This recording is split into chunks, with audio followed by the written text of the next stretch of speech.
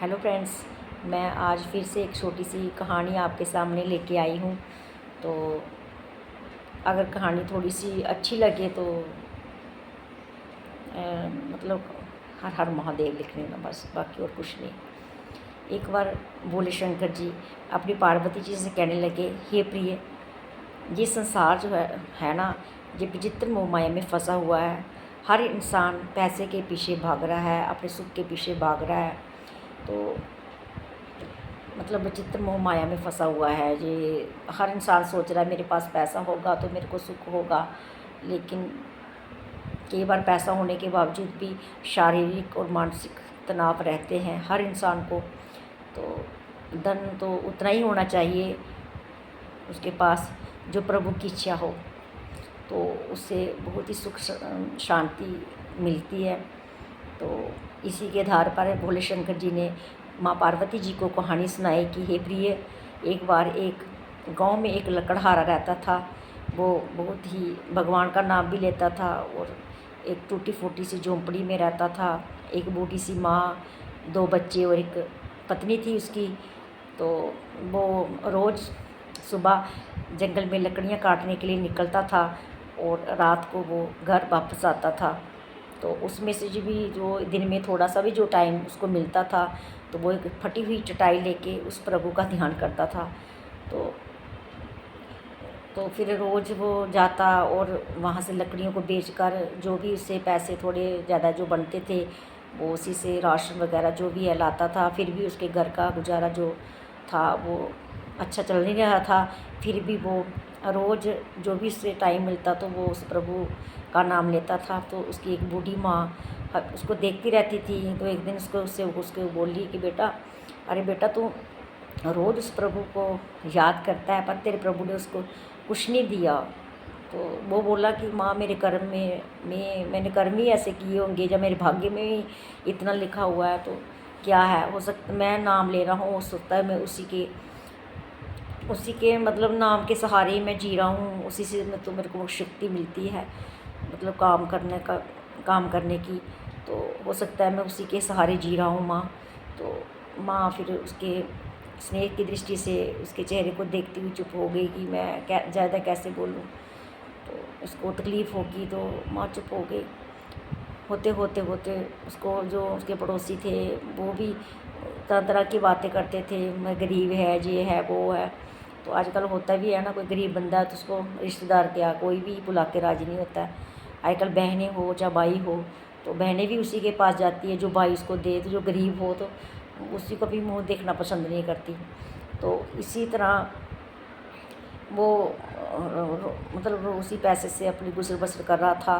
तो एक दिन उसकी कई टाइम बीत गया तो उसकी बेटी भी जवान हो गई। उसके लिए रिश्ता देखना था। तो बड़ी मुश्किल से एक साधारण से परिवार में उसका रिश्ता हुआ। तो फिर माँ सोचने लगी कि रिश्ता भी हो गया, दान दहेज वगैरह कहाँ से देंगे। बड़ी मुश्किल वो दोनों माँ बेटा सोचने लगे कि कहाँ से पैसा आएगा। तो माँ परेशान होकर बोलने लगी, अरे बेटा, घर में तो इतना पैसा नहीं है, कहाँ से बारात का स्वागत करेंगे, क्या जितना सा तो लकड़ियाँ काट के उसको बेचता है तो घर का ही गुजारा चलता है। तो परेशान होगी वो भी बेचारा, परेशान होने माँ क्या कर सकते हैं, जितना दिया है वही करेगा जो भी करेगा।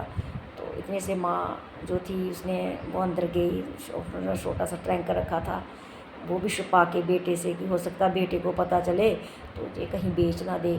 तो उसने माँ गई अंदर तो उसने थोड़े से चांदी के थोड़े से गहने हो गए, तो 200-400 रुपये के। तो बेटा ये बेच गया और जितने भी पैसे हो सकते हैं ऐसे कुछ शादी का तो नहीं हो सकता, लेकिन कुछ भी है तो थोड़ा चलेगा। तो वो लेके वो चला गया। बेचारा परेशान होके लकड़हारा बाज़ार की तरफ जाने लगा। तो इतने में से 2-3 साधु आए वहाँ पे, और साधु जो थे उनके फेस में कुछ अलग सा तेज था। तो वो लकड़हारे से पूछने लगे कि भाई, लकड़हारे का घर कहाँ है, हमने उनके घर जाना है। तो लकड़हारा उनको देख के ऐसे चकित हो गया कि मेरे घर में ना खाने को कुछ भी। तो वो बोलने लगा क्या, उन्होंने बोला हमने उसकी बहुत सी कीर्ति सुनी है, वो बहुत अच्छा है, ये है वो है, कीर्ति सुनी है, मतलब उसका बड़े उसके बारे में सुना है। तो वो परेशान हो गया। लकड़हारा बोलने लगा, अगर ये हमारे घर चले गए तो हमारे घर में तो कुछ खाने को नहीं है, और उल्टा माँ दुखी है तो उनको देख के हो सकता है कुछ उल्टा सीधा उनको कह दे साधुओं को। तो इसी के इसलिए मैं इसको पूछ लेता हूँ कि क्या चाहिए, क्या काम है। तो वो बोल बड़े उनके चरण स्पर्श किए लकड़हारे ने और बोला, प्रभु जी साधु जी क्या इच्छा है। तो मैं ही लकड़हारा हूँ मैं। तो बोलने लगा कि भाई हमें कुछ कपड़ों की ज़रूरत है और कुछ खाने को नहीं है, तो हमें दे दो। तो वो लकड़हारा सोचने लगा मेरे पास तो नहीं है कुछ भी, यही भी गहने बेचने को माँ ने बोला है, तो इससे मैं क्या करूँ। उन्होंने गहनों को उठाया तो वो बेचने के लिए चले गए। वो वहाँ से कुछ कपड़े खाना शाना ला के उनको साधुओं को खिलाया। तो खिला खुला के साधु वहाँ से चले गए। तो वो लकड़हारा परेशान हो गया, बोलने लगा अब कैसे होगा, यही एक सहारा था अंतिम कि चलो गहने बेच के थोड़ा लड़की का कर देते, पर अब क्या करें। वो बेचारा परेशान होके नदी की तरफ चला गया। और वहाँ पे वो चटाई वो बैठ के भगवान की ओर देखने लगा, कहने लगा प्रभु क्या है, क्या इच्छा है, कैसे होगा। माँ भी दुखी है, घर में खाने को कुछ नहीं, लड़की की शादी है, कैसे होगी।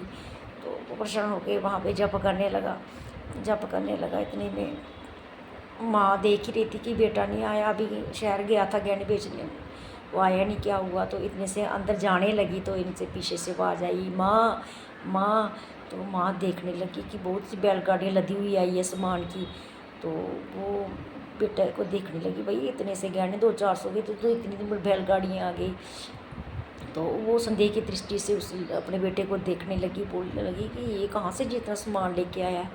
तो माँ ये उतना सामान रखना जितना भी है जो भी है, फिर भी अपने बेटे को संदेह की दृष्टि से देखने लगी। पर उसको पूछने लगी, बेटा जहाँ से कोई गलत काम करके पैसा तो नहीं लाया तुम। बोलता नहीं माँ ऐसी कोई बात नहीं है। तो उसने बोला ठीक है। उसको संदेह तो था माँ को, पर बोलने लगी अभी थोड़ी बाद में इससे बात करती हूँ।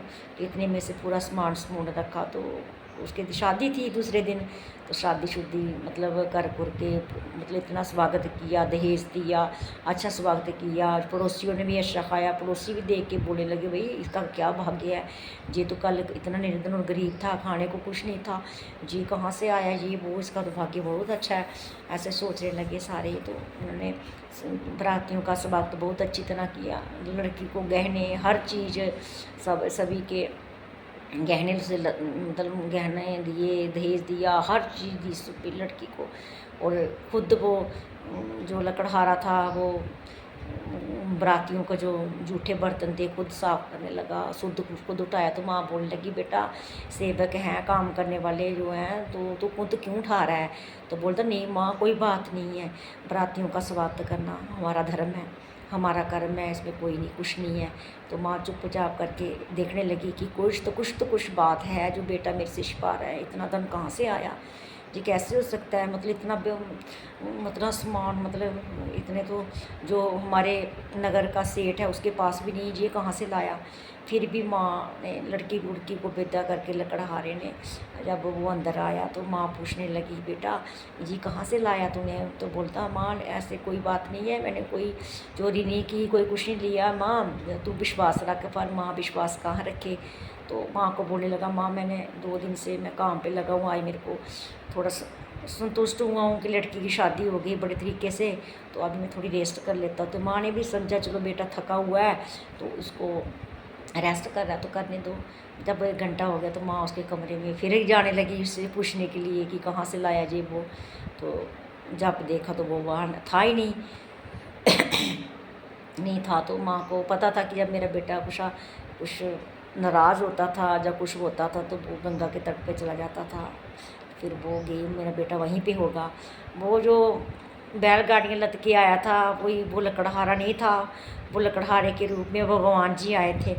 तो वो वहाँ गई तो बेटे को देखने लगी, बेटा तू ऐसे गुस्सा हो गया, मैंने कोई गलत बात तो नहीं की थी, लेकिन तू आजा घर आजा बेटा, मतलब इतना तूने काम किया, ये बेटी की शादी बड़ी हो गई। पर संदेह तो मेरे को था कि इतना पैसा कहाँ से आया। तो बेटा माँ को संदेह की दृष्टि से देखने लगा कि माँ मैं तो 3 दिन से यहाँ पे हूँ।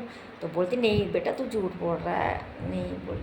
बेटा चुप रहा, तो अभी वो उसको पता था मैं कहने का कोई फ़ायदा नहीं। फिर वो माँ के साथ जब घर आया तो रास्ते में ऐसे सिर झुका के ऐसे चल रहा था, तो लोग भी उसको देख देख के बोलते भाई ये क्या कर्म है इसके, क्या भाग्य है इसका, देखो कुछ भी नहीं था, लड़की की शादी हमसे भी अच्छी होगी, अच्छे घर चली गई, देखो कितना दहेज दिया। तो वो सभी को देख रहा था और रास्ते में चल रहा था जी कि जी क्या माया, मैं तो 3 दिन से नदी के तट पर था। फिर जब वो घर गया तो घर गाया का काया पलट हो गया था, घर में बर्तन नहीं थे, वो भी थे, अच्छा बिस्तरे, अच्छा सब कुछ, पूरा राशन था, अंदर पूजा की तरह गया। वो समझ गया कि मेरे घर में मेरे प्रभु जी आए हुए थे।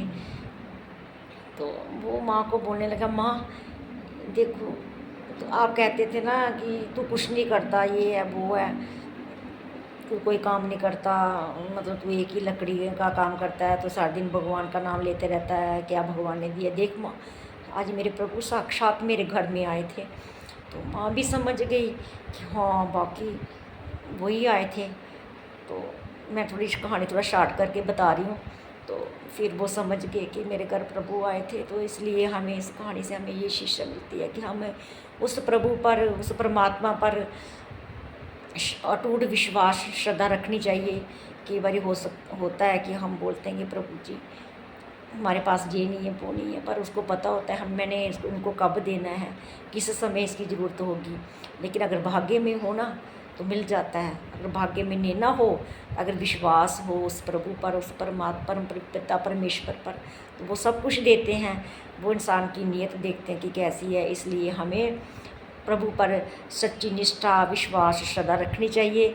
वो किसी न किसी रूप में हमारी रक्षा करने के लिए आते हैं। तो इसलिए हमेशा उस प्रभु पर विश्वास रखो। राम राम, जय श्री राम, जय सीताराम, जय श्री। कहानी अच्छी लगे तो शिव बोले शंकर का हर हर महादेव।